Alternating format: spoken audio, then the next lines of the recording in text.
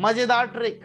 अब ध्यान से सुन लें, तो कैसे याद करें उसका ट्रिक बता देता हूं, ध्यान से सुन लो बच्चे, ध्यान से सुन लो। ट्रिक, मेन ट्रिक है, बहुत सारे लोग तो जानते भी होंगे ये ट्रिक को। आपको क्या करना है, आपको लिखना है ऐसे,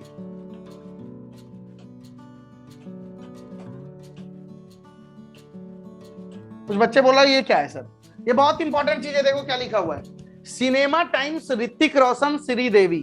क्या लिखा हुआ है, सिनेमा टाइम्स ऋतिक रोशन श्रीदेवी।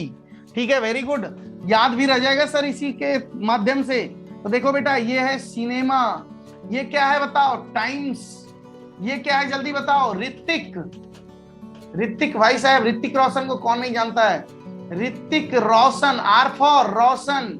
ये क्या है, श्री, ये क्या है, श्री देवी, ये क्या है, देवी। ऋतिक रोशन श्रीदेवी, सिनेमा टाइम्स ऋतिक रोशन श्रीदेवी से ये पैटर्न याद रखना है।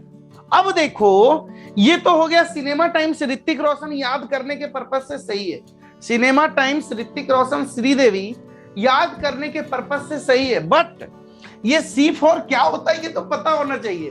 पता चला, पता लग गया, सिनेमा का बता रहा है सेंटर ऑफ मास ये है सर, टाइम्स का सेंटर ऑफ मास ये, ऋतिक का ये, श्रीदेवी का ये सेंटर ऑफ मास है। पागल हो गया है ना बच्चे, ऐसा नहीं, सन्नी देओल भी कर सकते हैं, हाँ बिल्कुल। अब देखो ध्यान से सुनो बच्चे, अब ध्यान से सुनो। अब C स्टैंड फॉर क्या होता है, C स्टैंड फॉर होता है कोण। कौन सा कोण होगा बताओ, सॉलिड कोण, सॉलिड कोण। T स्टैंड फॉर क्या होता है बताओ, ट्रायंगल। और मैं तुम्हें बता चुका हूं, triangle and hollow cone same है, ट्रायंगल एंड हॉलो कोण क्या होता है, सेम होता है।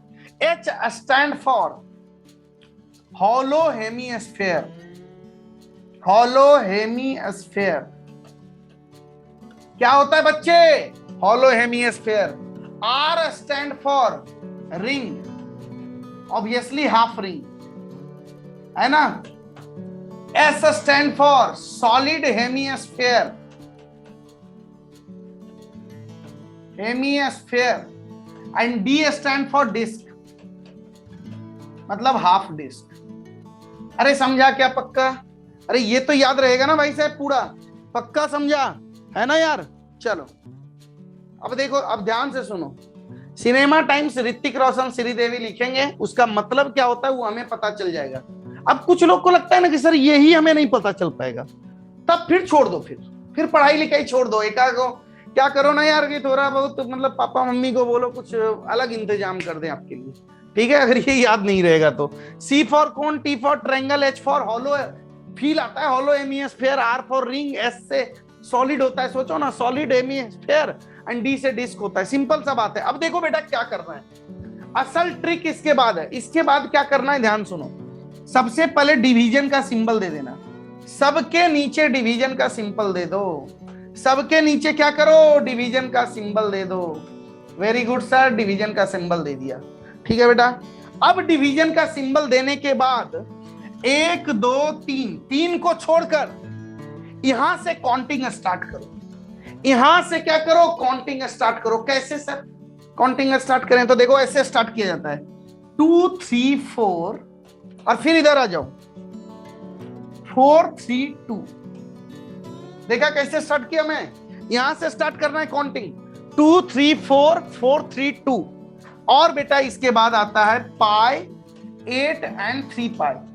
ये 3 चीज आपको याद करना पड़ेगा डिनोमिनेटर में, ये क्या करना पड़ेगा, ये याद करना पड़ेगा, पाई 8 एंड 3 पाई। अब देखो सबका सेंटर ऑफ मास लिखा चला गया है, सबका हो गया, बस इतना ही है। देखो कैसे, अब बताओ बेटा ये कौन है, तो कोण में क्या होता है, हाइट होता है कि रेडियस होता है, हाइट होता है, H लिख दो। ट्रायंगल में क्या होता है, हाइट होता है। हेमिस्फेयर में क्या होता है, रेडियस होता है, R लिख दो। इसमें क्या होता है, रेडियस होता है, R लिख दो। सॉलिड में भी रेडियस होता है, R लिख दो। डिस्क में भी रेडियस होता है, R लिख दो। सबके नीचे उसका location of centre of mass लिखा हुआ है, जल्दी से देखो, सबके नीचे उसका सेंटर ऑफ मास का लोकेशन खुद ब खुद लिखा चला गया। जल्दी से देखो बच्चे, कोण का क्या होता था, h/4 डिस्टेंस पे, ट्रायंगल में h/3 पे, हॉलो स्फीयर में r/2 पे, रिंग में 2r/5 पे, सॉलिड में, सॉलिड हेमिस्फीयर में 3r/8 पे, एंड डिस्क के केस में कितना होता था, 4r/3 पाई पे। क्या समझ में आया? अरे पक्का समझ में आया, वेरी गुड। पक्का याद हो गया कैसे करते हैं? Super duper hit trick.